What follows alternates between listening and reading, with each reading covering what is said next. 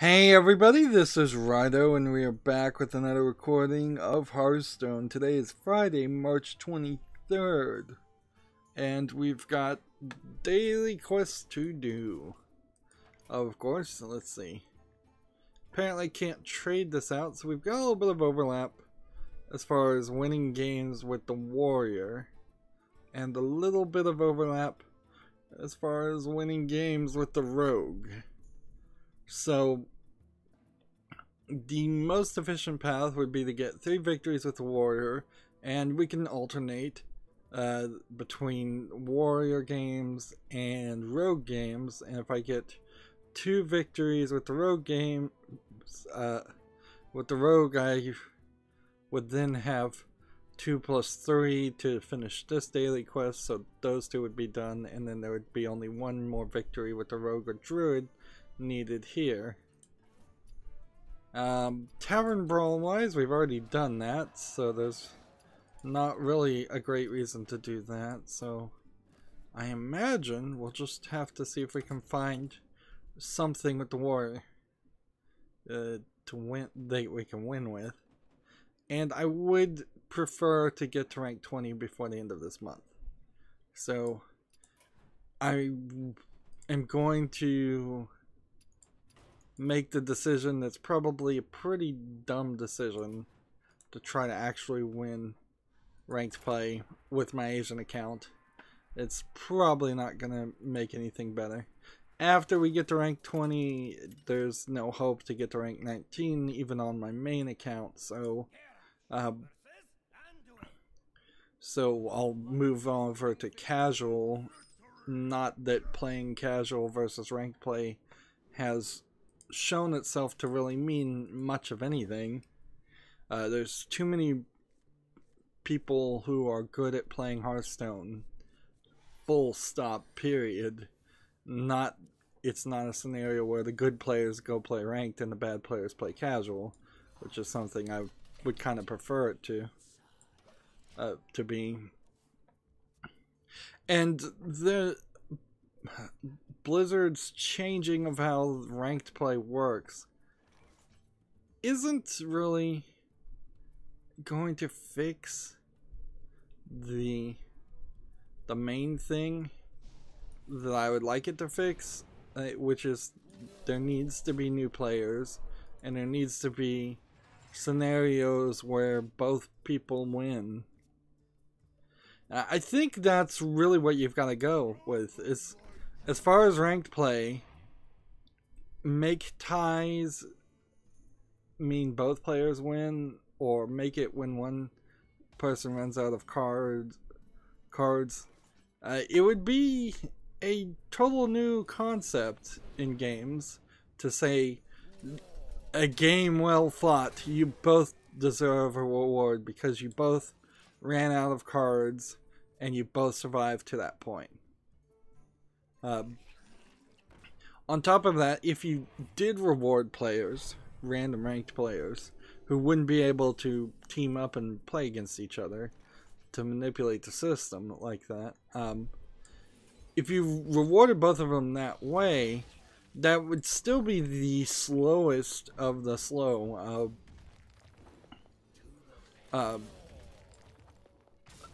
ways to move up rank. The other thing is you could just give people a star almost always. Like maybe you get 2 or 3 stars for a victory and you get 1 star for playing past a certain number of cards. Let's see, can I win here? Yes, I can. And then we can do that. And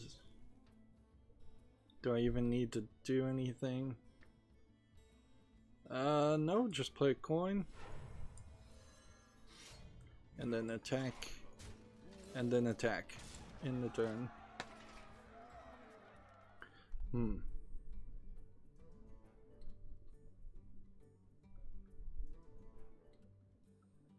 Let's see. I'm scrolling down my Twitter to see if there's any new news. Sadly, we're still in the middle of GDC, and while there is a little bit of information coming out of GDC, some speeches being given by programmers, and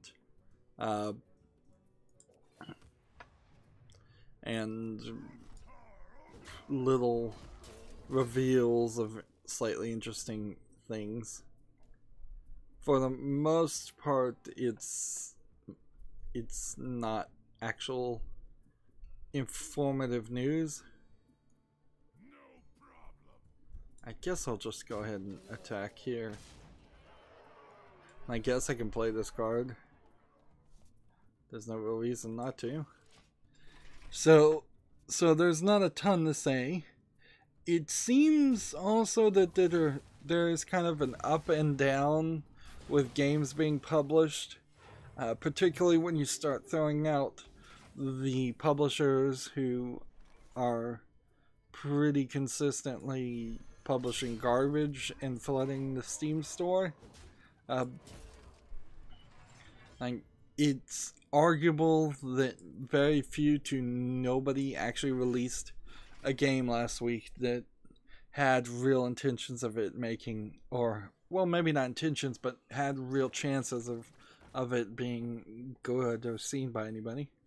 But that's not the first thing I want to talk about. The first thing, we have a Gamma Sutra article.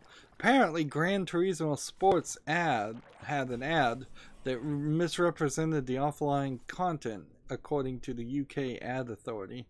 Now, the UK Ad Authority is a lot stricter than the United States regulations, where they've embraced buyer beware concepts to the point of insanity, where there's literally close to no protection for a consumer in the United States, short of buying a lemon car, a defective medicine, which you could probably never prove a defective medicine.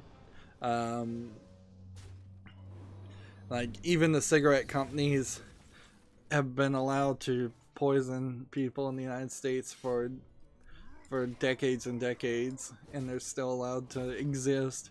I mean, if ever a company needed the corporate death penalty, it was the cigarette companies. So the UK Advertising Standards Authority upheld a complaint against Sony that argued the ad for Gran Turismo Sport misled players about the in-game content that was inaccessible offline. Let's see. In this case, an ad for Gran Turismo Sport aired on October showed gameplay featuring cars and levels that were only available to players with a PlayStation Network account and an internet connection, without disclosing that both would be needed to use the bulk of the game's content. So this is one of those always online type games. I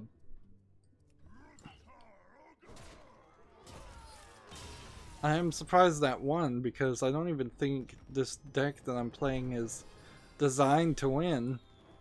But then again, maybe I'm just such a bad deck designer that playing random collection of warrior cards is all it takes. Let's see.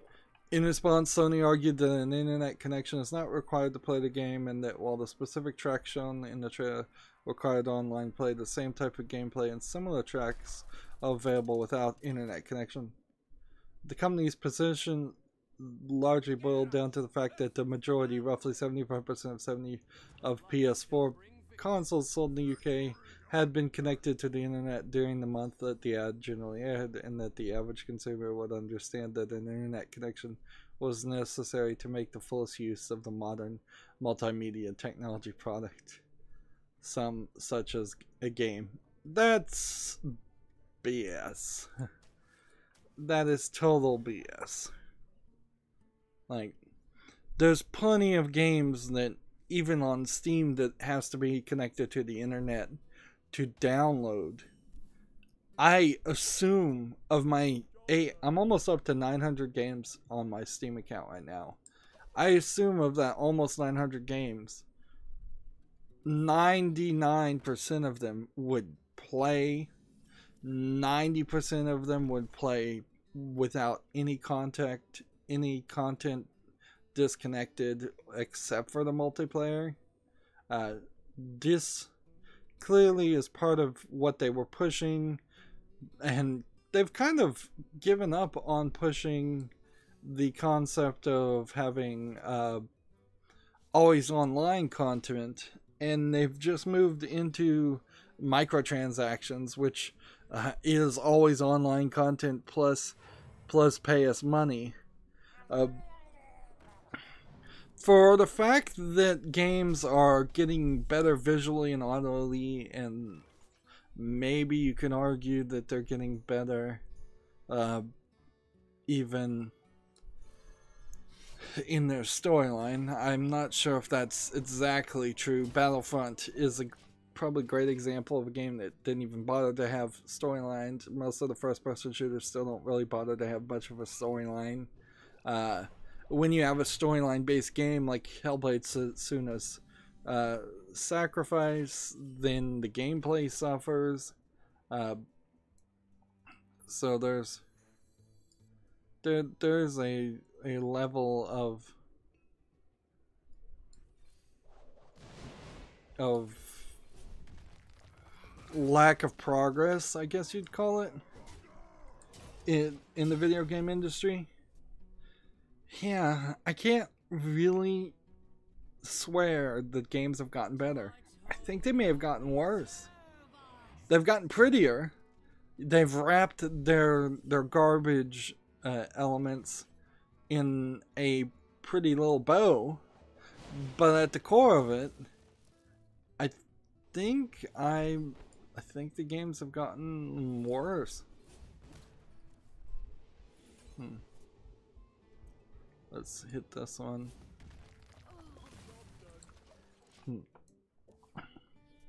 Let's see, the ASA still upheld its ruling. Upheld its ruling. So the ASA in the UK is its own like judge, jury, and executioner, it seems, for the corporation. So it upheld its ruling, explaining that customers would expect that purchasing the disc for the game would give them the ability to play the majority of the game from the disc, and that some features like saving progress were severely limited for offline players. As a result, the ASA found the advertisement in violation of the BCAP rules 3.1 and 3.2 on misleading advertising, and 3.10 for not clearly stating limitations in the trailer, and has since blocked the ad from appearing in its current form. There's no talk here of them actually being fined or anything. It's just they literally can't play that advertisement anymore. Like, as far as what I'm seeing, this will be interesting. Yep, that's what I thought would happen.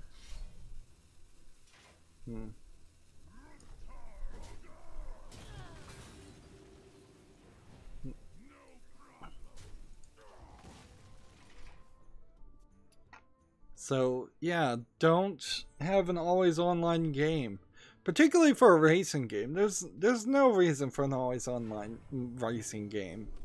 Like, it makes sense if you're playing something like Fortnite or Battle Royale or like PlayerUnknown Battlegrounds, things like that, where you're inherently always going to have to be playing against other people. But in a scenario where you're just very easily going to play yourself and AI, it's ridiculous. In fact, most multiplayer online features in the racing games are bad, unnecessary, and just wastes of programming.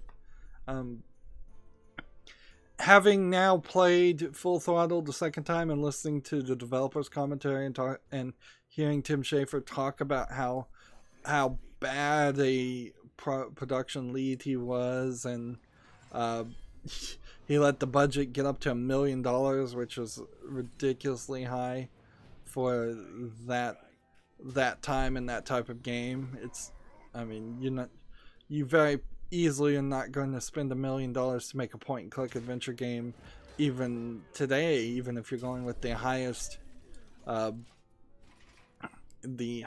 high quality. Seeing so many elements that were left in, and then hear them in the developer commentary say that they felt the game was too long and needed to be cut out, seems crazy.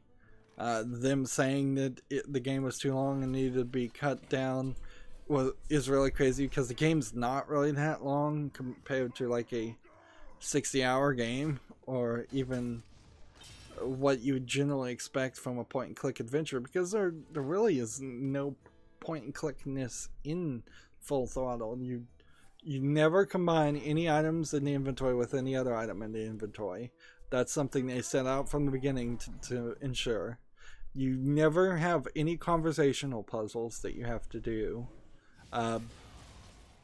Now, interestingly enough, Full Throttle Remastered has remastered gameplay in it, which triggers several events that would have only happened at random otherwise. So there's a certain point in the middle of Act 2 where you are driving around a road in circles waiting for a guy to show up, and then you'd have to do that a second time for another guy to show up, and they just show up at random, or there's some other element you have to trigger to make it happen. So I spent probably an extra 45 minutes to an hour playing with the remastered gameplay turned off, and they just didn't show up. So they're saying the game is too long because the original version of the game is just programmed badly. And as soon as I turned on the remastered gameplay, the people show up that needed to show up. And it mostly just kind of confirms what I had already believed, that there's a very decent chance that Psychonauts 2 will not come out anywhere on time and may not be a very good game when it does come out. Tim Schafer, who runs Double Fine now, he shouldn't be in charge. Like, in the same way that the person in charge of Valve, Gabe Newell, shouldn't be in charge. They're not good leaders. They don't know how to crack the whip. They don't know how to run a production. They don't know how to prioritize things. There's bits of art and voice and lines of dialogue all throughout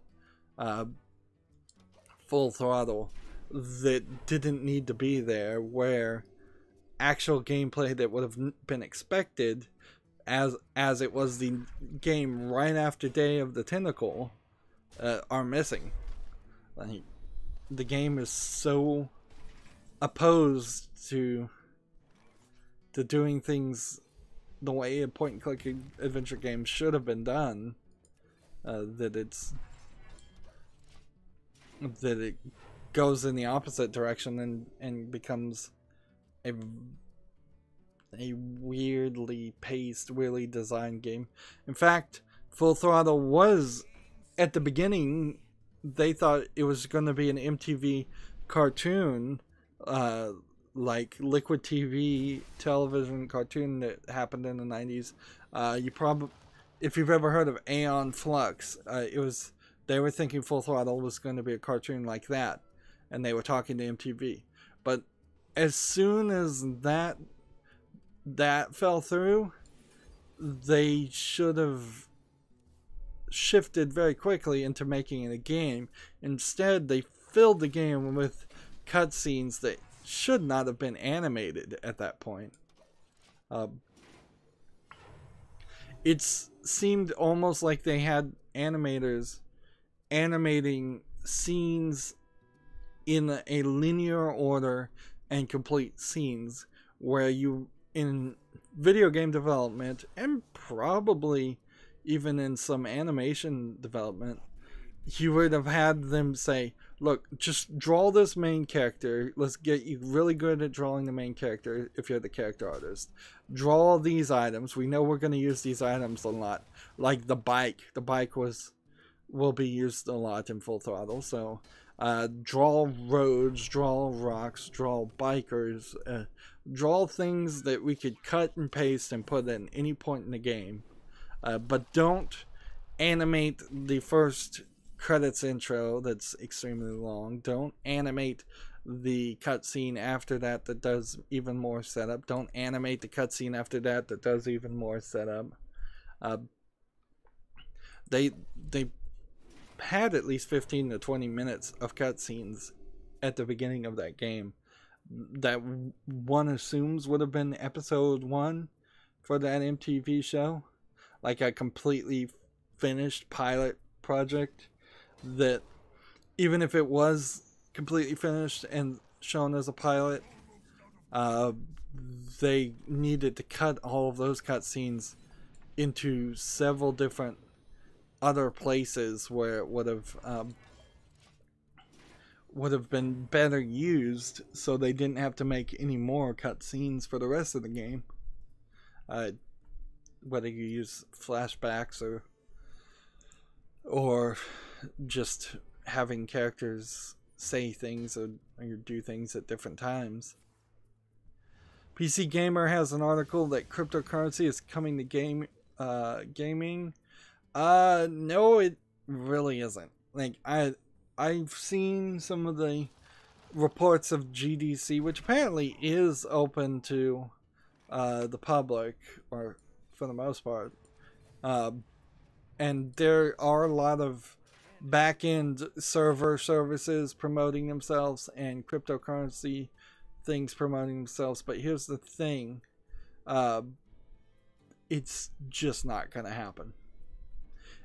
The second some game shows up on Steam and is mining bitcoins on the back of it, it's going to be a huge scandal. The second anybody gets caught Bitcoin mining via games on your mobile is going to cause a huge scandal. And particularly games on your cell phone are going to just are going to be really recognizable because your batteries would be dead. And that it's just, I'm sure there are some mobile games out there that are cryptocurrency mining, but I doubt very many people are installing and playing them because it drains batteries too fast. And consoles are never going to allow that. Like, you're not going to have Microsoft or Sony come out and say, yes, you can put cryptocurrency miners on our hardware in the background. Because if Sony or Microsoft was going to go that sleazy route, they would just put it in their own operating system and mine it directly for Sony and Microsoft. So there's a lot of shenanigans coming up, like CryCash, Mego Games is another, according to this article. But no, and they're not gonna have games that accept cryptocurrency for microtransactions, because that's gonna get regulated in too many countries, and become a problem in itself. Was it really worth it to play that? I don't know. It's like, I know there's a lot of hysteria going on, but cryptocurrency is not going to work. And an interesting thing is, in the middle of the United States and China, and practically the United States and the rest of the world going into trade wars, and the stock market's not liking that, both in the United States and abroad, it will be very interesting to see what is claimed to happen. The claim is that cryptocurrency would go up and become more valuable in a almost exactly directly proportional response to stocks and the value of the local currency, say the US dollar, going down. However, most instances I've seen, it's been the exact opposite, because shady corporations are building their businesses on the back of crypto, or they actually are investing in crypto. So when stocks go down, also cryptocurrency goes down, which makes cryptocurrency not feel like it is this safe investment, which it isn't, against the fluctuations of a stock market. It makes it feel like it is a riskier gamble than buying stocks on the stock market, which it probably is. Let's see, 2, and if it survives, draw a card, and then we'll do this, and we'll end our turn and see what happens. So this would be the day to call me out if a year from now there is cryptocurrency thriving and appearing in all kinds of games.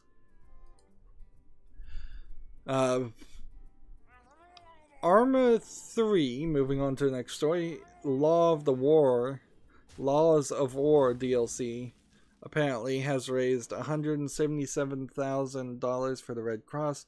Again, $177,000 compared to some of the amounts that Games Done Quick has raised is pathetically low. Let's see.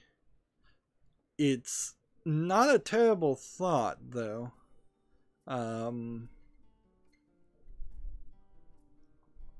Let's see. Apparently in Arma 3 you play as members of the International Development and Aid Projection, which I don't know if that's a real organization or not.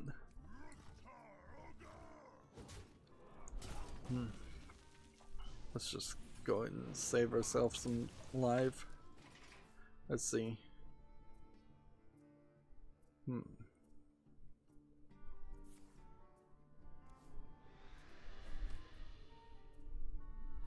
So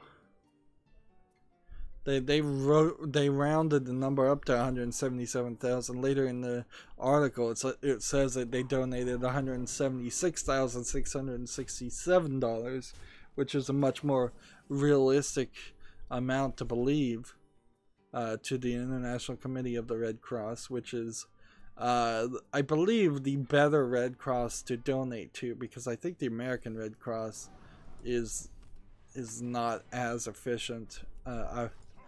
Like, again, I think there are websites like Charity Browser or whatever it's called, Charity Raider, that can tell you whether a charity is doing very good or not, so before you can decide. And it's still very much a better idea to directly donate, so you can write off those donations, than to buy a video game DLC that you can't write off because you've received a product or service and feel like you're donating and then not being able to actually use that on your taxes for charitable giving.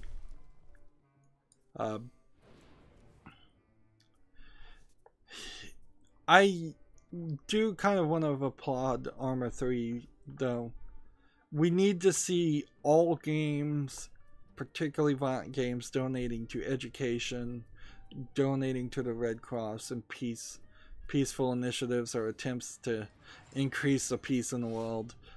Whatever your game might get labeled as, and donating to schools and education in particular is a great way to just flood the school systems, which are usually underfunded anyways, and have the teachers go, well, we love Microsoft and Minecraft because they gave us all new computers, and they helped us buy a new gymnasium or a new football field, which is probably where donations like that usually get spent, instead of saying funding arts and music programs. But that's more of a commentary on the priorities of the school systems and not the video game industry.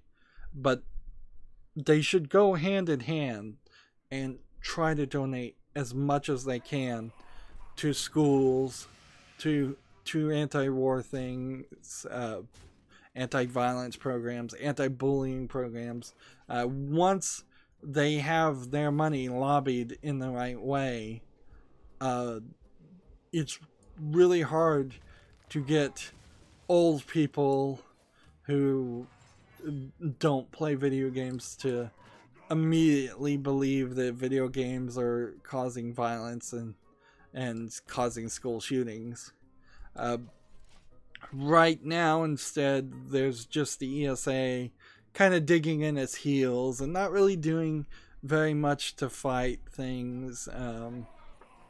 And that's why the NRA's talking point saying video games cause school shootings worked so well and could have just been so flippantly said by President Trump, and nobody's really going to defend it. Particularly mainstream news media isn't going to defend an attack on video games, because video games are killing TV. People don't want to watch TV, they want to play interactive things, and so they see them as a direct competitor, and so they're not going to say a nice word, or even if it's true.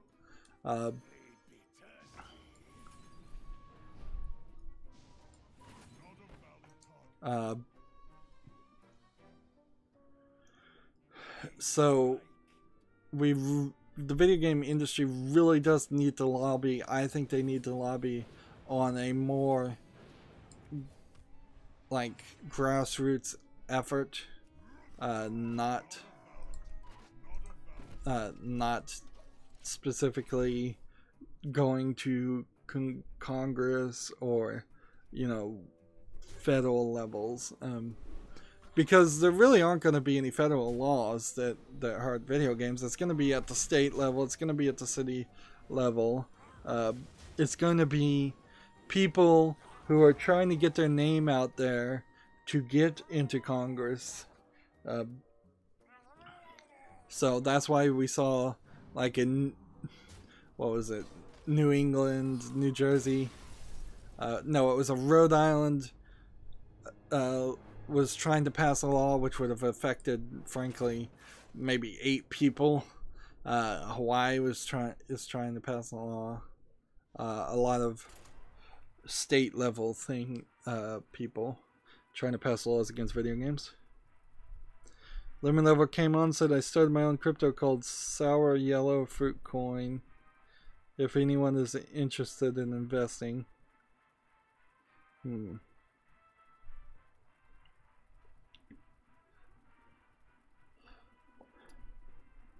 So yeah, good on Arma 3 for donating anything, but they need to budget to donate more.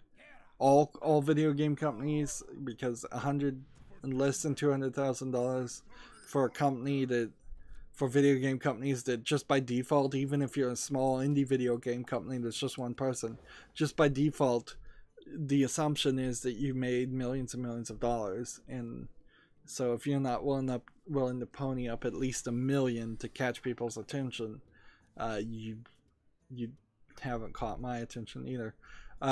And there's some ways you could get around that. Certainly, if you are a small indie person, you could try to collaborate in a way so that many indie people get together and donate $1 million. It would make a much bigger impact if it said these 100 indie developers all are donating $1 million. Plus, you can phrase that in such a way as to confuse people into thinking that $100 million is being donated when really only $1 million is being donated. But they need to get the number up. They need to donate more. And they need to make a bigger deal when they do donate, because I bet there are some video game companies out there that do donate to their local city's school board and such, but it just doesn't make any sense. PC Gamer has another article. Here's not a hugely big shocker, but it is something that has that is a problem, assuming it's true. According to Steam Spy, the top 100 games on Steam made 50% of the total money in 2017. Which makes sense, because there was like 2,000 plus games that were released on Steam in 2017, ever since they opened up Steam Direct. And if you say half of those 2,000 games were total garbage and made less than $10, which I suspect you very possibly could be. Like, when I'm looking at games, it doesn't seem like all of them are even getting 5 or 6 sales. But it's kind of almost impossible to know. Let's see, can we destroy? Is there anything we can do? Well, we can do this.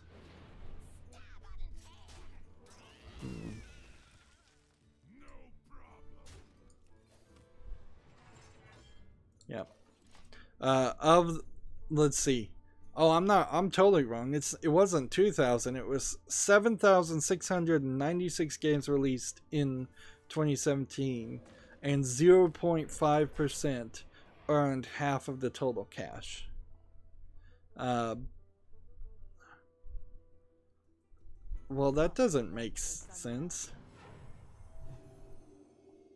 Like, oh man, PC Gamer, you need to pay people to actually read these things. That's supposed to say 50%. There's a huge difference between 0.5% and 50%.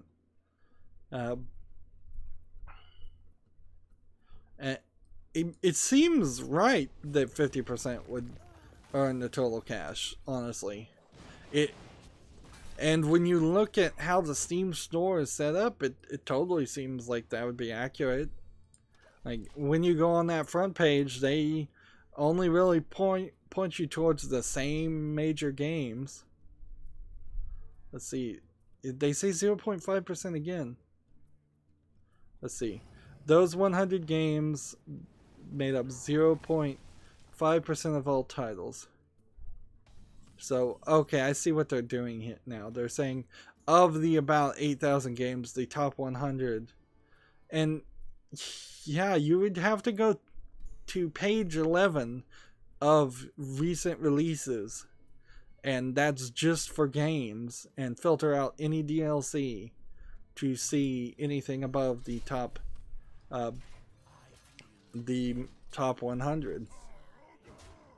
Let's see.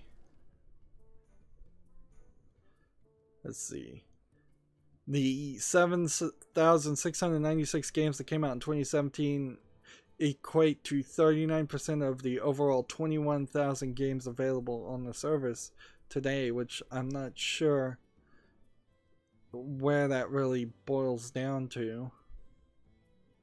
Let's see. In the turn here.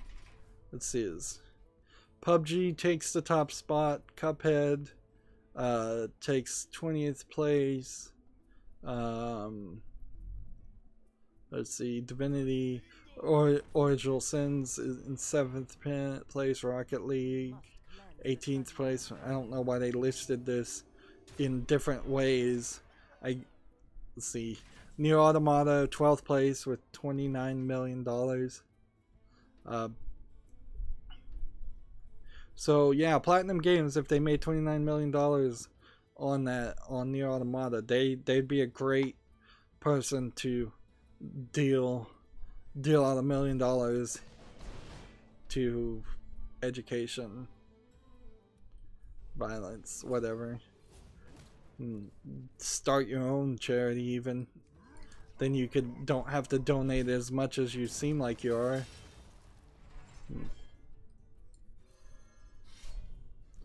Yeah, and I guess that would be another way that they could try and control the message, is just have the ESA in the United States start its own video game charity. And I know there are video game charities out there. There's one, I think, called Game Cart that makes video game carts for children in the hospital that are specially sanitized. They're very expensive, considering they're just actually a TV and a game console surrounded by medical grade plastic that is designed so that they can bleach it and not ruin the electronics all over the place. So in a weird way, I guess this is good news, though. I hope this comes to be known by all the people who are just putting garbage on Steam, that you're not going to make any money unless you make a good product. And stop wasting your time. Stop paying $100. If you were to say these 8,000 people at the very least paid $100 to Valve, Valve made almost $1 million just by letting stupid people put stupid games on Steam that cost the makers of the game money. So in a weird way, maybe Valve is doing the world a favor by draining idiots of their money. Like, a fool and his money shall soon be parted is an old saying. And yeah, that's not including the 30% cut that Steam would have gotten for every sale. So when you look at it from the perspective of Valve, they made money on the Steam Direct project, and I really still have to say their new discovery system kind of works. Like, I've yet to see a new game come out that felt like it needed to be advertised and it wasn't. There just hasn't been any hidden gems. Let's see. Lemon Lover said Sourfruit Coin donated about a dozen SYF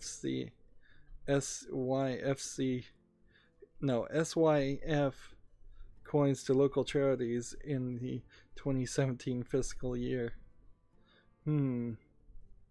I bet charities would not appreciate being donated crypto coins.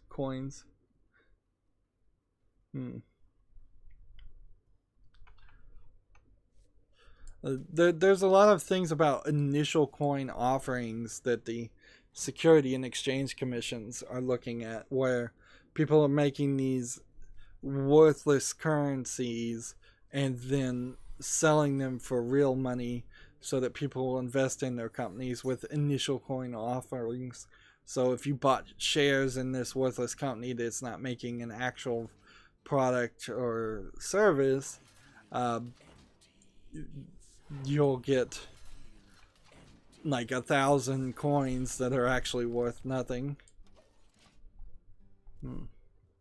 Next story we have Gamma Sutra says Tencent is pleased with strong growth on mobile and PC games. Interesting. Let's see. Full year revenues rose by 56% year over year to $36 billion, while profits increased by 74% to $10 billion during the same period. So they spent, they had an income of $36 billion when you deduct all the costs and expenditures. Assuming this isn't using the generally accepted accounting garbage that they've started using. They made $10 billion of just pure profit that is now either sitting in Tencent's banks or maybe will get paid out in dividends in the next year. Tencent's buying a lot of companies. They bought some of Ubisoft very recently. There is a slight problem with them being a Chinese company, and this problem has only grown since the last time I ranted about my fear of China trying to have an influence war with the rest of all of the creative society, because China and the Communist Party in China in particular specifically always wanted to censor and propagandize to its own people. And in order to get any like movie sales, you would have to appeal towards to that idea in some way. They don't like fantasy movies. They don't like they don't allow movies that are going to speak out against any government or talk about any kind of rebellion or acts of revolution. And that's gotten worse now, because there was before a level of disconnect. It was the Communist Party would own stakes in the movie review boards, or they would indirectly connect, be related or in control of it, of those boards. Not anymore. Like, ever since they've eliminated term limits for the president, so that he can now be effectively the new emperor, president for life, with, I think they're still going to have elections, but who's to say how many of those elections are going to be actual legitimate elections, how many of them have been so far, who knows. Maybe they're not even going to have elections. Maybe he is just now president until he dies. Like, I haven't gotten the full story there. But ever since that happened, now the Communist Party has come out directly and said they are going to directly censor all movies, video games, chat messages, the Great Firewall of China, everything. Everything is under their control now. And it's a little weird and a little hard to understand, but China is this one-party system where there's the Chinese government, and then there's the Communist Party, which is like either the Democrats or the Republicans in the United States, and they don't have any competition at all. So there's a political party that is gaining more power over the government part, because it's been a one choice always. Same as kind of the same thing can be said for China that can be said for Russia, is that they're not really a democratic society. They just pretend to be one so that they don't get labeled as a dictatorship, which is the US's standard mode of operating. Is like, if we're going to attack any Middle Eastern country in the United States, we always make sure we say he's a dictator, he's a despot, it's a corrupt government. And so in a way to ideologically fight against that, Russia and China pretend like they're a democracy, both for internal and external reasons. So how that relates, to not turn this into a political rant, is I imagine we're going to see less games allowed into China. Not that too many games were being allowed anyways. Consoles for nearly a decade were not allowed in China. I believe may be allowed to buy a Chinese-made rip-off of the Xbox or the PlayStation. Mobile games might have some level of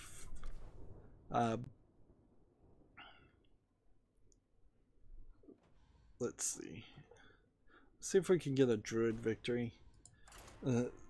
Mobile games might have some level of success in China, but probably not too much. I know PUBG and PC games are growing in popularity, but I wouldn't be surprised if we see that get shut down and more restrictions on all of that. And since Tencent is owned by either the Chinese government or the Communist Party directly, they're investing in other companies. Seems like they might be buying influence. Maybe it isn't. Maybe that isn't just a fear, but it seems like it is kind of what they were trying to do. And when you get to investing from foreign countries, you also run into the problem of people kind of just printing money to invest in foreign countries. Like, it's not impossible for a country like China to massively overinflate their economy more than most countries do. Print money, just have this amount of money just made up out of nowhere, not based on any actual resource or item or service that the country is actually providing, to then buy something, stocks in the company that's actually providing a source. And that can lead to inflation or deflation, which one of the two, I don't remember which one. It can lead to a scenario where if Tencent went bankrupt, or was discovered that Tencent was lying on all of its books, well, then the shares that they have in other companies, well, I guess it wouldn't really affect other companies that way. What would happen is if Tencent promised loans or promised money to buy shares, and then it turned out the money, they didn't actually have the money to buy the shares or pay out a loan or something, that's where it would be problematic. It just leads to weirdness that I obviously don't understand enough. Let's move on though, since I'm kind of talking out of turn if I can't say it clearly. Let's see. Gamasutra has an article, Dead by Daylight developers to acquire publishing rights from Starbreeze. So Dead by Daylight, I believe, was that four-person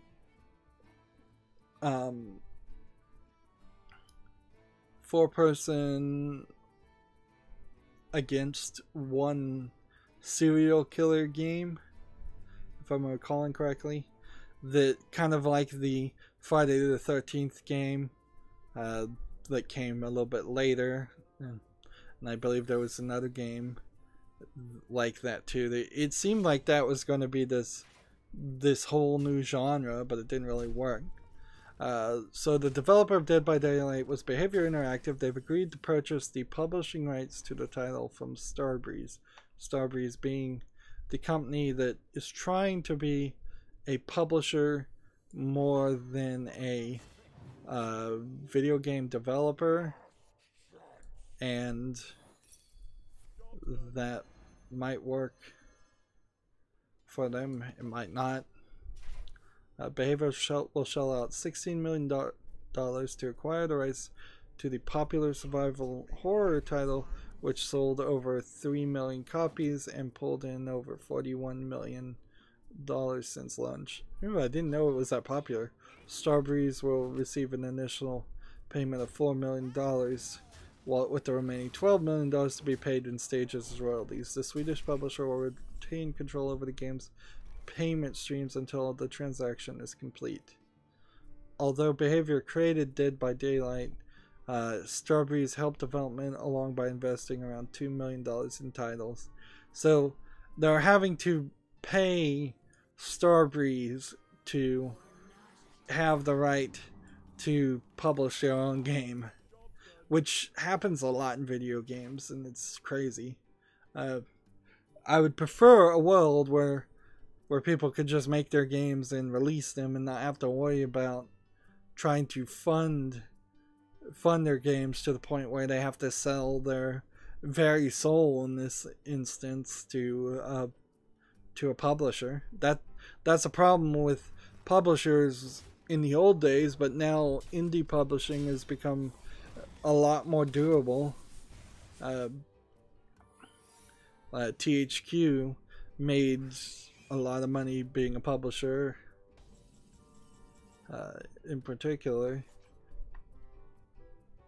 whereas like THQ made a lot of money making Nickelodeon games and kids games and publishing those, whereas now if Nickelodeon wanted to make any video games, they probably could create their own division inside their own company. Let's see.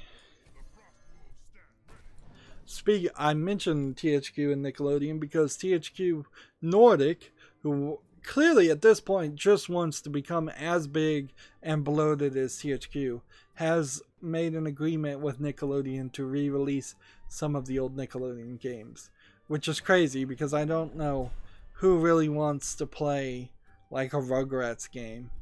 But then I guess Nickelodeon is bringing back a sequel to Clarissa Explains It All, and so there might be a few games that you can cheaply and easily put on PC and make a few bucks without going crazy with it. Part of the problem with THQ was the fact that they were making so many games for Game Boy and Nintendo consoles and all of the consoles, and when you have to do the printing of discs and putting them in plastic cases and for a low number of sales type game, that cuts into your profit. Let's see, the original publishing deal between Starbreeze and Behavior was a 50-50 revenue split net after developing and marketing costs. Apparently they decided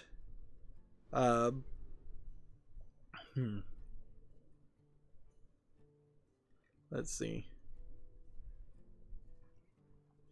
The quote here is, "We are concluding our partnership with Behavior in a favor of man, and Dead by Daylight has become an even better deal for Starbreeze," says Starbreeze CEO. So Starbreeze probably looked at this offer and said, you know what, this will save us. This probably won't get us that much money in the long run.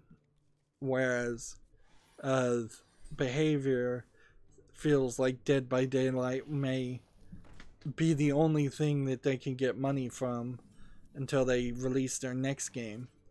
It could also be that there might be some plans here. If the developers of Dead by Daylight, Behavior Interactive, think they can add something or change something to Dead by Daylight, if they think they can turn it into the next PUBG, and then they own all of the rights to it and they're getting 100% of the profits, they may very much be doing the right thing.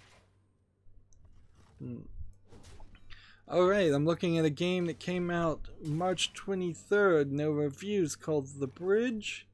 It is a crudely animated square block platformer, not anything like Super Meat Boy though, just some random MS Paint objects that you're jumping on, and some crazy, like, unpredictable interaction with the background.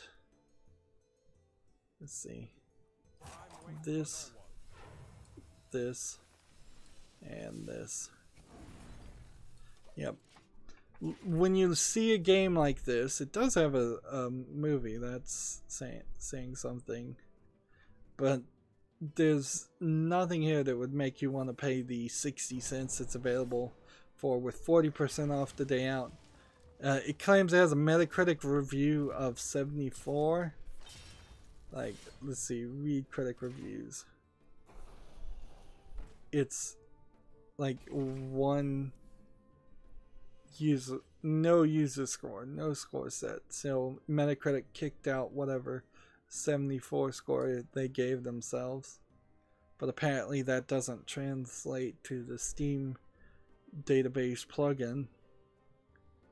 Yeah, starting your game 60% off or 40% off is a problem. Starting your game, making and releasing your first game and having it look horrible is a problem.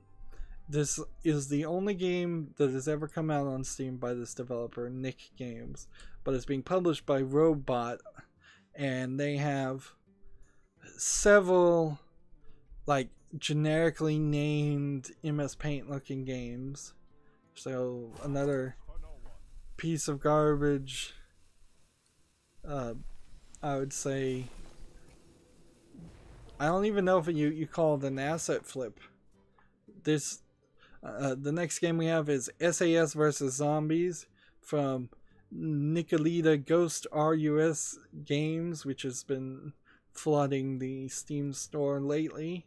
It has a 40% rating, and it is going for 69 cents.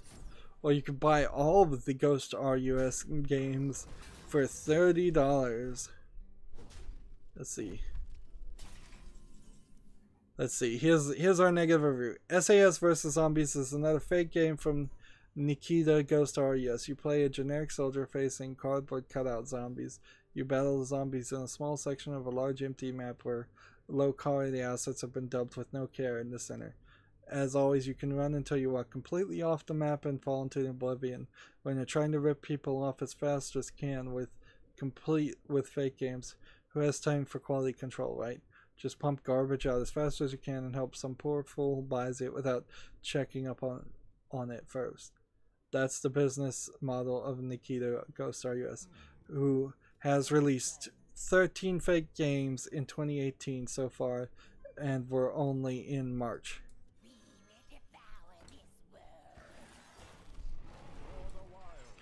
And the question is, why are these people like not getting removed quicker on Valve? Why is there not a flag this game for being a fake game?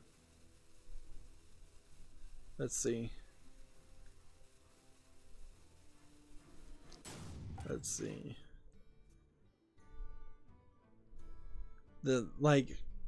They need that flag thing, because the only thing I could flag it for on Steam is, does it have adult content, does it have pornography, does it have child exploitation, does it have legal violations, is it fraudulently trying to take your information or financial data, does it have hate speech, is it broken, is it offensive, is it let's see, like, contains content that's potentially offensive or intended to shock or disgust viewers, harmful, the software modifies the computer's things, defamatory. Let's see, offensive is about the only thing you could say. So offensively bad, just flag it for offensively bad. This game has had 2 people on it, all-time peak since March 23rd. 2 people more. And so when you wonder why the top 100 people have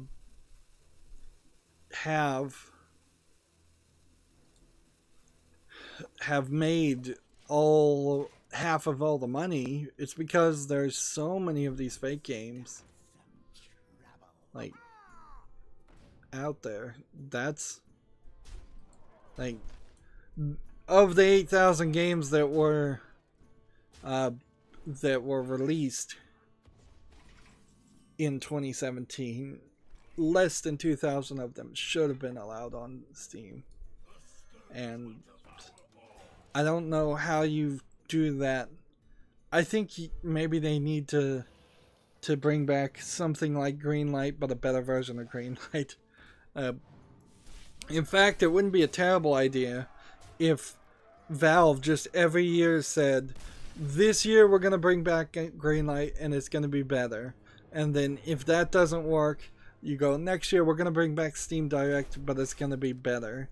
It's going to have different rules. And you just change the rules on people all the time in a way that they have to stay on their toes to try to manipulate the systems.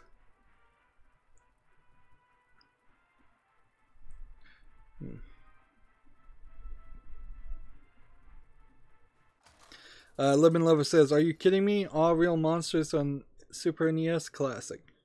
Yep. And I imagine that some of the classic nostalgia Nickelodeon games are going to be republished by THQ Nordic, but I imagine they are either coming to the Switch, which would be a little weird, or they're coming to PC, which will also be a little weird. The bigger problem, though, with THQ Nordic doing this is that they're just growing out of control. They've turned into a cancer. You cannot run an efficient company where you're increasing the number of releases and increasing the number of releases. I want THQ Nordic to succeed so Darksiders 3 is good.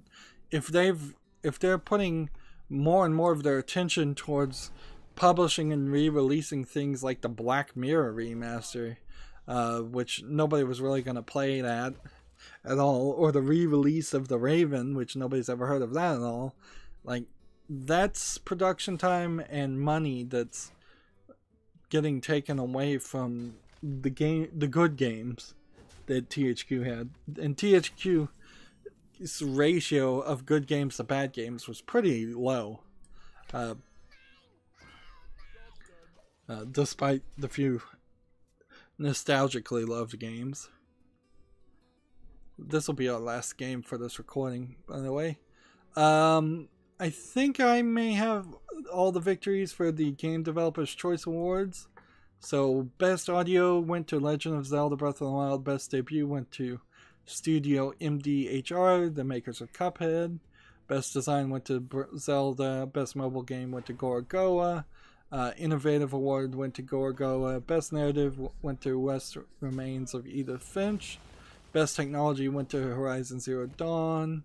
Best Visual Art went to Cuphead. Best VR AR game went to Super Hot VR. Audience Award went to Nier Automata, which this was Platinum Games and the only Japanese game, if you exclude the Nintendo games like Zelda, the only Japanese styled game, let's say, that was even nominated, if I recall correctly.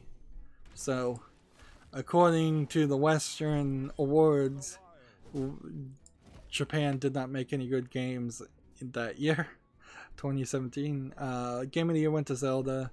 Ambassador Award went to Rami Ismail. And then the Lifetime Achievement Award went to Tim Schafer, which is really funny because I would kind of argue he really hasn't achieved that much in his lifetime.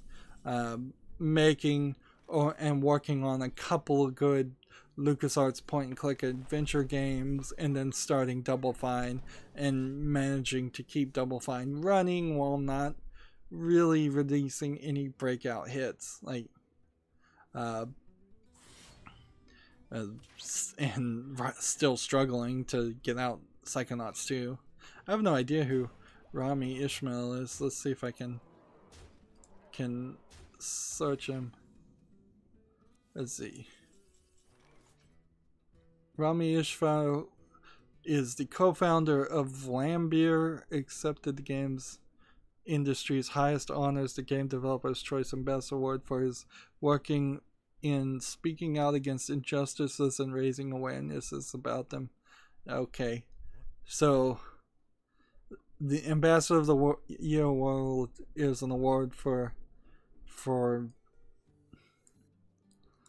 speaking out against injustices. What injustices did he speaking out? Let's see. He travels frequently and often speaks on issues related to fairness and diversity. There's a link here.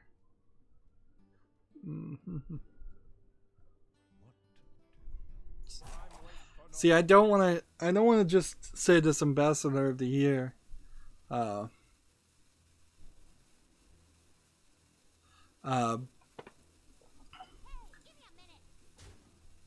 don't want to say it's an SJW of the Year award, but I think it's an SJW of the Year award. Let's see. The link took me to VentureBeat. Indie game developer Rami Ishmael condemns harassment that shut down Spanish women's gaming event. I didn't hear of this story. A group called Gaming Ladies scheduled a women's gaming event in Barcelona, Spain, but the event sponsor King, the maker of Candy Crush Saga, decided to shut down the gathering this week due to harassment by trolls. Interesting. And then later down, VentureBeat calls Gamergate movement a reactionary hate mob, feminist. And they're talking about Anita Sarkeesian. Yep, it's an SJW of the Year award. That's all it is. Who isn't, it doesn't seem to be an SJW, even though he did now regrettingly fund Anita Sarkeesian in her initial pitch. American McGee, creator of Alice. He's been trying to get people to fund an advertisement fund to purchase the license from EA for Alice to make an Alice 3 called Alice Asylum that would be set before the events of Alice Madness Returns, but I suppose after the events of the first Alice game. And as he's playing through Alice Madness Returns, which he really sucks at the game, I don't think he really played it or had too much input on there other than the story and the art design. He started to talk about that, and it's kind of funny because American McGee lives in China, and he's talking about how he's having to use a VPN box to even stream on YouTube outside of China, and how he's talking about all the censorship and everything. And you'd think somebody that lives in China would be like rah rah yay censorship everything, and it's like no, he's the most anti-SJW video game developer I think I've ever seen, and maybe that's why he is in China, is he couldn't stand dealing with all the SJWs that run games, the games industry in California and New York. So let's see, we got some chat messages before we wrap up. Let's see. Tragic Master says to celebrate the upcoming Year of the Raven, we're throwing in a New Year of the Raven party. Every time you complete a daily quest, you'll also be awarded a card back. I knew that already. These packs will be coming from Journey to Unguru and Knights of the Frozen Throne, Kobolds and Catacombs, or even the Witchwood. You can tear open the Witchwood card packs once the expansion goes live. The party starts at March 26th at 11:59 Pacific Daylight Time and ends April 9th at Pacific Daylight Time, so don't be late. Save your daily quests on the 25th and 26th for maximum value. Alright. So Sunday will be today's Friday and it's the 23rd. So Saturday is the 24th. Sunday is the 25th. So that means maybe I won't be doing too much on Monday.